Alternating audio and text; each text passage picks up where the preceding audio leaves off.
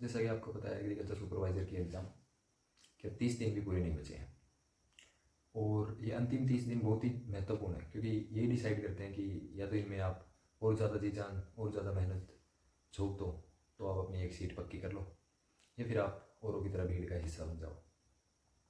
क्योंकि दोस्तों इस टाइम में अपने को सही स्थिति में और सही डिसीजन लेते हुए सही रणनीति के हिसाब से पढ़ना बहुत ज़रूरी होता है। क्योंकि मैंने ऐसे लोग बहुत ज़्यादा देखे हैं जो यानी कि 2-2 साल से लाइब्रेरी में पढ़े हैं, मेहनत कर रहे हैं, लेकिन उनको दो ही चीज़ें मारती हैं लास्ट में। फर्स्ट ये अंतिम समय और सेकंड वो एग्ज़ाम के 3 घंटे। एग्ज़ाम के 3 घंटे का डिसीजन बाद में करेंगे, सबसे पहले इस अंतिम समय का यूटिलाइजेशन देखते हैं। दोस्तों इस वीडियो में हम बात करेंगे महत्वपूर्ण रणनीति की जो बहुत ही ज़रूरी है। दूसरा हम बात करेंगे अपने डर और टेंशन को यूटिलाइज करने की, क्योंकि इस टाइम पर अपने थॉट प्रोसेस और अपना जो माइंड सेट है वो गड़बड़ा जाता है। माइंड सेट गड़बड़ाना स्वाभाविक है दोस्तों, क्योंकि इस टाइम टेंशन होती है कि ये बच गया, ये बच गया, ये रह गया, ये प्रैक्टिस बच गई, ये चीज़ बच गई, और एज ए ह्यूमन माइंड वो होना स्वाभाविक है ही। बट बात यह है कि उनको एक सही तरीके से मैनेज करना भी अपने को आना चाहिए, क्योंकि ज़्यादा टेंशन भी नुकसानदायक है और ज़्यादा कम अगर अधिक कम टेंशन भी है वो भी नुकसानदायक है। क्योंकि टेंशन होनी भी चाहिए, क्योंकि उस वही अपने को प्रेरित करती है कि अपने को ये पढ़ना है, ये बच गया, ये करना है, ये करना है। बट तो टेंशन यहाँ तक ठीक है, ज़्यादा ओवर में नहीं। जब वो टेंशन ज़्यादा ओवर में हो जाती है ना, तब सिस्टम खराब हो जाता है। तो दोस्तों इस वीडियो में रणनीति भी चर्चा करेंगे और कुछ ऐसी चीज़ों पर बात करेंगे कि जो बहुत ज़रूरी है सिलेक्शन के लिए, वो गलती अपने को नहीं करनी चाहिए। कुछ ऐसी बातें जिनका अपने को विशेषकर ध्यान रखना चाहिए। देखो आज हम बात करेंगे अब लास्ट टाइम स्ट्रेटेजी क्या होनी चाहिए अपनी, ठीक है, कितना पढ़ना है, कैसे रिवाइज वगैरह करना है। दूसरा हमारा पॉइंट रहेगा कि अब स्टूडेंट्स को पढ़ते टाइम बहुत सी प्रॉब्लम आती है, नेगेटिविटी वगैरह आती है, टेंशन होती है, कॉन्फिडेंस नहीं आ रहा वगैरह वगैरह, ठीक है। और थर्ड हमारा पॉइंट होगा जिस पर हम बात करेंगे कि ध्यान रखने योग्य इंपॉर्टेंट बात है कि क्या क्या गलती अपने को एग्जाम टाइम में इस टाइम नहीं करनी है, ठीक है। चलो सबसे इंपॉर्टेंट बात करते हैं दोस्तों। सबसे पहली चीज़ है हमारी नेगेटिव सबसे कम करने हैं अपने को, ठीक है। नेगेटिव ऐसी चीज है यानी कि सिलेक्शन अपना अपना इस पर ही डिपेंड है, ठीक है। जितना भी पढ़ लिया बच गया तो बच जाने दो, लेकिन बात यह है जितना पढ़ा है ना उसमें से गलत नहीं होने चाहिए क्वेश्चन, ठीक है। इतना ज्यादा चीज कर लो। और नेगेटिव गलत कम से कम गलत कब होंगे, जब यानी कि अपना रिवीजन बार बार होगा, ठीक है। एक चीज समझो आप, यानी कि नेगेटिव है ना, नेगेटिव मार्किंग ही अपने को यानी कि सिलेक्शन से पीछे रखती है, क्योंकि सबको यानी कि एवरेज यानी कि इजी क्वेश्चन तो देखो सबको आते हैं, ठीक है। और हार्ड क्वेश्चन है वो बहुत कम स्टूडेंट है जो हार्ड को अचीव कर पाएंगे। अपने को तो बस अपना टारगेट अचीव करना है कि इतने में अपना सुपरवाइजर में सिलेक्शन हो जाएगा। और अपन कुछ क्वेश्चन एक्स्ट्रा लेने के चक्कर में अपन वो अपने गलती कर देते हैं, नेगेटिव मार्किंग हो जाती है जिससे अपने कम नंबर और हो जाते हैं। फिर बाद में अपन सोचते हैं कि यार अगर नेगेटिव नहीं करते ना तो नंबर आ जाता, क्योंकि जिस हिसाब से क्वेश्चन करके आए इतनी कट ऑफ गई है और नंबर अपना आ जाता, लेकिन नेगेटिव गलत कर दिया मैंने। नेगेटिव ही सिलेक्शन रोकता है, ठीक है। अगर जिसके भी सिंपल सी बात फैक्ट सुन लो भाई, जिसके भी अगर इजी क्वेश्चन है ना जो सबको आ रहे हैं, उनमें भी अगर जिसने गलती कर दी ना वो लिस्ट से बाहर हो जाएगा।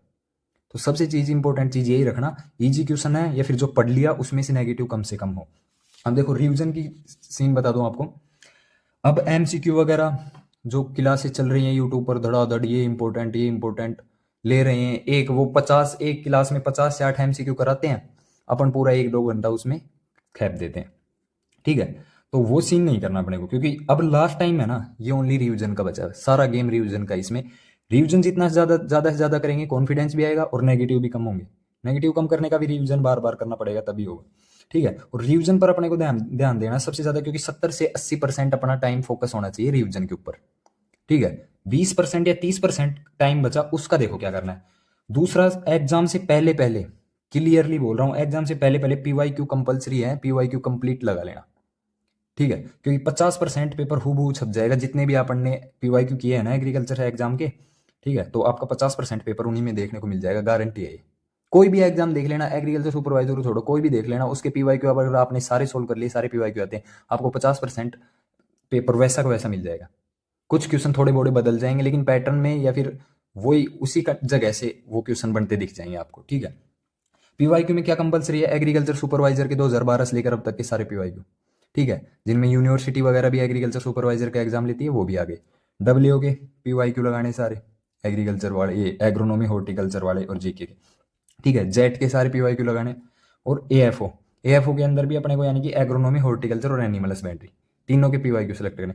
ये इसका नहीं भी हो पा रहा है एएफओ का तो अलग बात है, लेकिन डब्ल्यू, जेट और सुपरवाइजर इनके पीवाईक्यू कंपलसरी करना भाई। एमसीक्यू से बेस्ट पीवाईक्यू रहेगा इस टाइम आपके लिए, क्योंकि एक तो आपको परीक्षा का पिछला पैटर्न भी समझ में आ रहा है, दूसरा आपको इंपॉर्टेंट पोर्शन भी पता चल रहा है कौन सा इंपॉर्टेंट है, और तीसरी थिंग यानी कि पीवाईक्यू वैसे के वैसे छप भी जाते हैं एग्जाम में। कुछ क्वेश्चन ऐसे होते हैं जो हर बार आते हैं, हर एग्जाम में आते हैं एग्रीकल्चर के में, रिपीटेड क्वेश्चन होते हैं वो, तो वो भी। तो पीवाईक्यू अपने को तीन चीजें देकर जा रहा है, तो चौथा आपकी प्रैक्टिस भी देकर जा रहा है, जो आप एमसीक्यू प्रैक्टिस करते हो वो पीवाईक्यू में भी हो रही है, ठीक है। तो प्रैक्टिस भी देकर जा रहा है, ठीक है, और सिलेक्शन के लिए बूस्टर भी हो रहा है, साबित हो रहा है। फिर भी अगर भाई किसी भाई के चुल है या फिर जिसने पीवाईक्यू वगैरह कंप्लीट कर चुके हैं, रिवीजन वगैरह ज्यादा हो चुका है उनका आराम से, तो वो एमसीक्यू लगा सकते हैं। देखो मैं टेस्ट टेस्ट के लिए मना नहीं कर रहा, पर वो जो कई भाई यानी कि क्लासों में लगे रहते हैं 2-2 3-3 घंटे या फिर एमसीक्यू में लगे रहते हैं, भाई वो मत करो। एमसीक्यू लगा भी रहे हो तो क्या करना है अपने को, कम टाइम में अधिक से अधिक एमसीक्यू सोल्व करने हैं। सोल्व मतलब एक के पीछे मत बैठो, यानी कि अपने को क्या करना है, बस उनको माइंड में से नजरों के सामने से निकालते रहना है। क्वेश्चन देखा, उस क्वेश्चन का आंसर देखा, 4 ऑप्शन भी देखे और उसका आंसर भी देख लिया, ठीक है। ये करना। अब इतना टाइम नहीं है अपने को कि अपन ने 4 ऑप्शन देखे, 4 ऑप्शन की भी थ्योरी फिर अपन ने पढ़ी, ये ऑप्शन यानी कि सही तो सही हो गया, बाकी 3 गलत है, वो कहाँ से आ रहे हैं, उनका भी एनालिसिस किया, वो टाइम नहीं है। अब जितने एमसीक्यू है मेरे हिसाब से, देखो हर टॉपिक के 50 से 60 एमसीक्यू सफिशियंट है, ठीक है, वही बेस्ट है। अब देखो हिंदी पर सबसे ज्यादा प्रैक्टिस करनी है अपने को। हिंदी में फिर बता रहा हूँ भाई, हिंदी में ऐसे क्वेश्चन आएंगे कि अपने को पता ही नहीं चलेगा भाई ये गलत है या सही है, सारे चारों ऑप्शन सही लगेंगे अपने को। हिंदी का पेपर इतना तगड़ा आएगा, इतना मस्त लेवल का आएगा, यानी कि पहचान ही नहीं पाओगे कि भाई इनमें गलत कौन से, वाक्य शुद्धि इन वगैरह में, इनमें तो अपने को उन पर ज्यादा ध्यान नहीं देना। अपने को क्या करना है, पर्यायवाची मुहावरे वगैरह उनका तो रिपीटेड रिवीजन चलने दो, नॉर्मल नॉर्मल। और जो संधि वगैरह वाला टॉपिक है ना, संधि समास उपसर्ग, उनकी प्रैक्टिस ज्यादा से ज्यादा करो खिंचकर, ये सिलेक्शन बूस्टर साबित होगा भाई, ठीक है। एग्रो, हॉर्टी, एनिमल, इन तीनों को क्या करना है, जीके को थोड़ा साइड रखो, पहले इनकी बात सुनो। एग्रो, हॉर्टी, एनिमल, इनमें क्या करना है, बार बार रिविजन करना है, ठीक है। और बहुत सब आपको आपको पता ही होगा, ये तो सब यही बोलते हैं कि भाई नए कंटेंट में नहीं फंसना, नई थ्योरी वगैरह के हाथ मत लगाना। उनका मतलब समझो ध्यान से, नई थ्योरी के हाथ मत लगाना मतलब यानी कि भाई मेरा ये चीज रह गया, ये मेरे को सही से नहीं आ रहा, ठीक है, ये खूब बार पढ़ लिया फिर भी नहीं आ रहा है भाई, तो उसमें ही आप फंस रहे हो, वो चीज गलत है। लेकिन जिस भाई का सिलेबस ही नहीं हुआ ना, उसको तो भाई रिपीटेड पढ़ना पड़ेगा ये, ठीक है। जिसका सिलेबस ही नहीं हुआ उसको, अगर सिलेबस कुछ शेष है तो उसको बस बार बार रिपीट करो, ठीक है। ऐसा नहीं कि नया कंटेंट लोगों ने बोल दिया, अदर प्लेटफॉर्म पर आपने सुन लिया कि भाई नए कंटेंट को छूना ही नहीं है अब, तो ऐसा नहीं कि भाई मेरे तो यानी कि एग्रोनॉमी में यानी कि 10 में से 6 टॉपिक ही हुए थे, 4 बच रहे हैं तो 4 को छूना ही नहीं है, तो सिलेक्शन से वैसे ही बाहर है मेरे भाई। हाँ कुछ आध चीजें हैं वो आप स्किप कर सकते हो, ठीक है, क्योंकि focus on 90 question note 10 bro, यानी कि सिलेक्शन वाले अपने तो टारगेट स्कोर पर फोकस करना है ना अपने को। लेकिन बात इंपॉर्टेंट ये है कि जिसका सिलेबस ही नहीं हुआ उसको क्या करना है, डीपली नहीं पढ़ना अब, ठीक है, बार बार रिपीटेड रिवीजन चलने दे, ठीक है। क्योंकि वो जब एग्जाम में क्वेश्चन देखेगा, 4 ऑप्शन देखेगा, तो उसका माइंड रिलेट हो जाएगा, उससे रिलेट करेगा अपना आईक्यू, ठीक है। तो ऐसे अपने को पढ़ना है। आर्ट एंड कल्चर का क्या करना है, सबसे इंपॉर्टेंट बस यही है, देखो हिंदी पर सबसे ज्यादा फोकस किया, प्रैक्टिस पर, ठीक है। एग्रो, हॉर्टी, एनिमल का क्या है, बार बार बस पढ़ना है, जो भी आपके पास शॉर्ट नोट्स हैं आपके, कुछ भी है मैटर कंटेंट है, उसको बस बार बार पढ़ना है, डीप में नहीं फंसना, ठीक है। आर्ट एंड कल्चर का क्या करना है, आर्ट एंड कल्चर में जो इंपॉर्टेंट टॉपिक्स है ना, पहले जो अपन ने एनालिसिस में बता रखे हैं, ठीक है, जो इंपॉर्टेंट टॉपिक है उनको अच्छे से पढ़ना है पहले। इंपॉर्टेंट टॉपिक्स को अच्छे से पढ़ते ही जो माइनर टॉपिक बच गए उनको स्किप करके अपने को आ जाना है सीधा जियोग्राफी, हिस्ट्री, ठीक है। जियोग्राफी, हिस्ट्री में क्या करना, अपने को ओनली सिलेबस के अनुरूप पढ़ना है और पीवाई के अनुरूप ही, ठीक है। जो भी सिलेबस और पीवाई क्यू है ना उसके हिसाब से ही पढ़ना है, अपने को एक्स्ट्रा में जाना ही नहीं है, समझ रहे हो मेरी बात, ये हो गई। अब देखो अपनी नेक्स्ट क्या है कि सुपरवाइजर की तैयारी करने वाले स्टूडेंट्स की बहुत सी प्रॉब्लम है कि भाई सिलेबस रह गया है।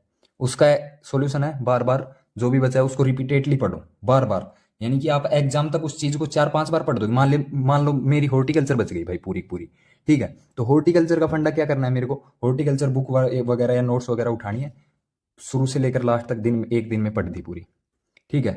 फिर 2-4 दिन और सब्जेक्ट पढ़ रहा हूँ, फिर 2-4 दिन बाद फिर से पढ़ दी। और मेरी राय मानो ना तो भाई ऐसा करना, सारी सब्जेक्ट साथ लेकर चलना, अब रिविजन में दिक्कत नहीं आएगी। एक सब्जेक्ट पढ़ोगे आप 3-4 दिन दोगे, फिर अगली उठाओगे तो वो पिछली अगली करोगे कवर, तब तक वो पिछली साफ हो जाएगी, ठीक है। इसलिए सारी को साथ लेकर चलना। और दूसरा देखो टेंशन हो रही है, कुछ भी याद नहीं हो रहा ना, ये अब टेस्ट वगैरह से नहीं पता चलेगा कॉन्फिडेंस वगैरह। जिसकी जितनी ज्यादा तैयारी होती है ना भाई, उसको उतना ही कॉन्फिडेंस कम होता है, रियल बात है भाई, रियल। जिसके मान लो मेरा यानी कि देखो मेरी तैयारी इतनी नहीं है, मेरी कुछ सब्जेक्ट हैं जो मेरी हुई नहीं है, मैंने करी नहीं है, तो मेरे वो चीज़ है ही नहीं, टेंशन वगैरह वाली बात ही नहीं है। लेकिन अगर जिसने जी जान तोड़ मेहनत की है ना, उसको उतना ही कॉन्फिडेंस कम रहता है इस टाइम, ठीक है। और ये स्वाभाविक है, आपको बस उसको मेंटेन करना सीखना पड़ेगा, क्योंकि एग्जाम में जब आप बैठोगे ना, तब वो क्वेश्चन आएंगे, तब कॉन्फिडेंस अपने आप बूस्ट हो जाएगा मेरे भाई, ठीक है। अब देखो, ध्यान रखने योग्य बातें क्या है कि चाहे अपने को कम पढ़ो, लेकिन पढ़े हुए में है ना गलतियां नहीं होनी चाहिए। फिर बोल रहा हूँ, रिपीटेशन इतना रिवीजन कर दो कि पढ़े हुए में तो बिल्कुल भी गलत ना हो, इस हिसाब से प्रैक्टिस कर दो। Focus on 90 question, no 10। 90% question, 10 तो सिलेबस से बाहर आओ, चाहिए या फिर कोई ऐसा है टॉपिक जो आपको कट टफ लग रहा है, हो ही नहीं रहा, छोड़ो उसको, कोई जरूरी नहीं है। अपने को अपने टारगेट स्कोर बनाकर चलना है। जो आपने वीडियो बना रखा वो देख लिया होगा, नहीं फिर से ले आएंगे टारगेट स्कोर क्या रखना है क्या नहीं, कट ऑफ के हिसाब से, ठीक है। फिर देखो, कंफ्यूजन या हार्ड मैटर को स्किप करो, ठीक है। जो चीज मान लो कोई क्वेश्चन है या कोई पोर्शन है कोई टॉपिक का, वो आपको कंफ्यूजन क्रिएट कर रहा है, उस कोचिंग में अलग लिख रखा है, उस बुक में अलग, उस नोट्स में अलग, स्किप करो, एक का भी पढ़ लो बस, और 3-4 को छोड़ो, ठीक है। मैटर पर भरोसा जरूर रखना है इस टाइम। थ्योरी प्लस पीवाईक्यू जरूर कर लेना। सबसे इंपॉर्टेंट बात है, एग्जाम से 18 अप्रैल से पहले पहले थ्योरी और पीवाईक्यू कंप्लीट कर लेना भाई, ठीक है। टाइम खोटी कर रहे हैं जो एमसीक्यू वगैरह के चक्कर में, उनको चक्कर छोड़ो, ठीक है। जो बोल रहे हैं भाई इंपॉर्टेंट क्वेश्चन है, भाई मैं 500 एमसीक्यू कराऊंगा, 5 क्वेश्चन बैठ जाएंगे तेरे, बढ़िया बात है। इससे सही तो वो 500 एमसीक्यू में जितना टाइम खराब कर रहा है, इतने में तो यानी कि 5 टॉपिक पढ़ेगा ना, 10 क्वेश्चन बैठेंगे ना सीधे सीधे, बात ही है मेरे भाई। तो focus on action, not over thinking, ये आपकी इन सारी समस्याओं का सॉल्यूशन है, ठीक है। जितना ज्यादा सोचोगे ना, जितना ज्यादा सोचोगे उतना ही कंफ्यूजन क्रिएट होगा, उतनी ही टेंशन होगी, ठीक है, उतना ही डर रहेगा एग्जाम का। जितना सोचोगे, माइंड में नेगेटिविटी आ रही है, तुरंत जबकि जभी जाकर किताब खोल लो, पढ़ने लग जाओ। मन नहीं लग रहा, याद नहीं हो रहा, ऐसे बैठ गए पढ़ने, तो भी बैठ जाओ, कोई दिक्कत नहीं है, पढ़ते रहो, ठीक है। सबसे इंपॉर्टेंट चीज ये है, जब तक अपन एक्शन नहीं लेंगे ना, तब तक ओवर थिंकिंग ही रहेंगे, ठीक है। जिस दिन एक्शन चालू कर दी, सोचना बंद कर दिया और करने पर ज्यादा बिलीव कर दिया कि सोच सोच कर बहुत टाइम हो गया, बस कुछ करते हैं, उस दिन ओवर थिंकिंग देख लेना आप, धीरे धीरे कम होती जाएगी।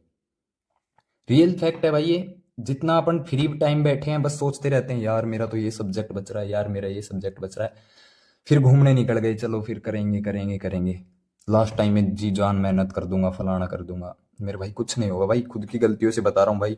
ऐसे सोचते हैं ना, टाइम बच रहा है और कर देंगे लास्ट में, अब नहीं पढ़ रहा तो लास्ट में ये करूंगा ना, डेली मैं 8 घंटे पढ़ता हूँ, लास्ट में 18 घंटे पढ़ लूंगा, नहीं होगा भाई, कुछ सीन नहीं बैठेगा, बाद में पछताना पड़ सकता है भाई। टाइम की वैल्यू समझो अभी से।